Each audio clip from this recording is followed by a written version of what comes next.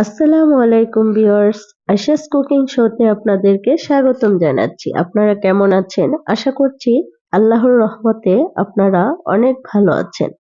আমিও আল্লাহর রহমতে অনেক ভালো আছি। তো আমি আজকে দেশি হাঁস রান্না করব। তো চলুন রেসিপিটি শুরু করি।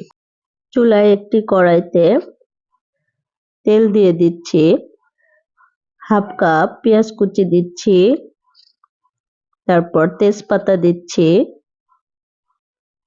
এবং এলাচ, দারচিনি, লবঙ্গ কয়েকটা করে দিয়ে দিলাম। অল্প একটু পানি দিয়ে দিলাম যাতে মশলা না পুড়ে যায় এবং 1 চা চামচ হলুদের গুঁড়া দিয়ে দিলাম, 2 চা চামচ মরিচের গুঁড়া দিয়ে দিলাম এবং 2 চা চামচ ধনিয়া গুঁড়া দিয়ে দিলাম। তারপরে 2 চা চামচ আদা বাটা দিয়ে দিলাম এবং অল্প একটু নাড়াচাড়া করে আমি আরো অল্প একটু পানি দিয়ে দিচ্ছি। তারপর 2 চা চামচ রসুন বাটা দিচ্ছি এবং 1 চা চামচ ভাজা জিরার গুঁড়া দিচ্ছি। এই মশলাটাকে ভালোভাবে কষিয়ে নিব। আমার মশলা কষানো হয়ে গেছে। এখন আমি হাঁসের মাংসগুলো দিয়ে দিচ্ছি। দিয়ে ভালোভাবে নেড়ে নেব। দেখুন ভিউয়ার্স, কালারটা কত সুন্দর এসেছে। আমি এখন এই হাঁসের মাংসগুলোকে ভালোভাবে নেড়ে নেব। আমি অফ ক্যামেরায় কাঁচামরিচ বাটা দিয়ে দিয়েছি। আপনারা কাঁচামরিচ আস্ত ফালি করে দিতে পারেন। স্বাদ মতো লবণ দিয়ে দিচ্ছি।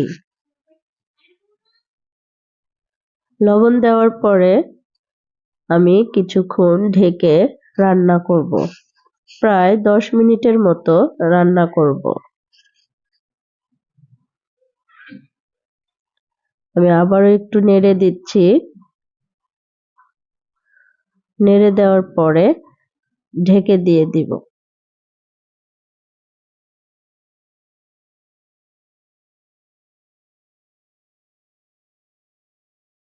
তো ভিউয়ার্স, দেখুন আমি 10 মিনিট পরে ফিরে আসলাম। আমি ঢাকনা দিয়ে 10 মিনিট রান্না করেছি। দেখুন কত পানি উঠেছে। আমি আবার ভালোভাবে নেড়ে দিচ্ছি।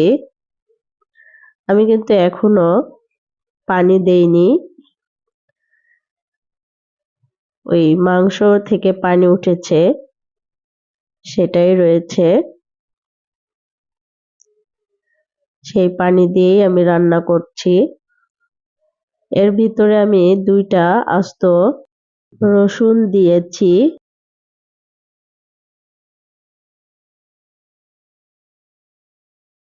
এখন আমি ভালোভাবে কষিয়ে নিচ্ছি।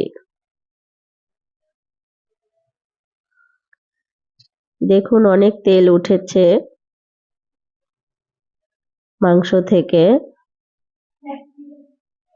আমি একদম ভাজা ভাজা করছি, কারণ ভাজা ভাজা করলে হাঁসের মাংস খেতে ভালো লাগে। তো আমি এখনো কিন্তু পানি দেইনি।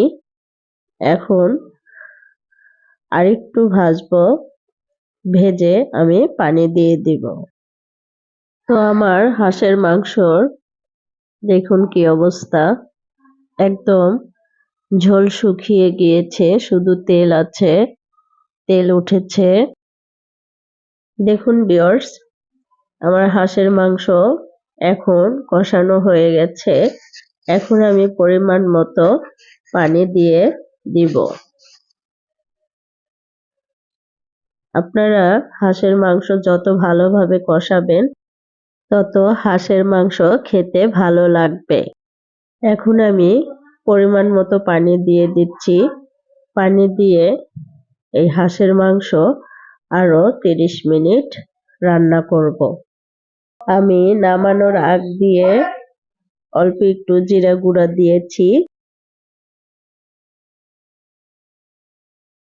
তো আমার হাঁস রান্না রেডি। আমি ৩০ মিনিট পরে ফিরে আসলাম। দেখুন ভিউয়ার্স, কতটা লোভনীয় হয়েছে।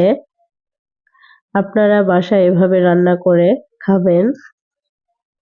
আমার রান্নাটি যদি আপনাদের কাছে ভালো লেগে থাকে অবশ্যই লাইক, কমেন্ট, শেয়ার করে দিবেন এবং যারা নতুন আছেন আমার চ্যানেলে অবশ্যই সাবস্ক্রাইব করে দিবেন। আজকের মতো এখানেই শেষ করছি। দেখা হবে নেক্সট ভিডিওতে। আপনারা ভালো থাকবেন, আমার ফ্যামিলির জন্য দোয়া করবেন। আসসালামু আলাইকুম, আল্লাহ হাফেজ।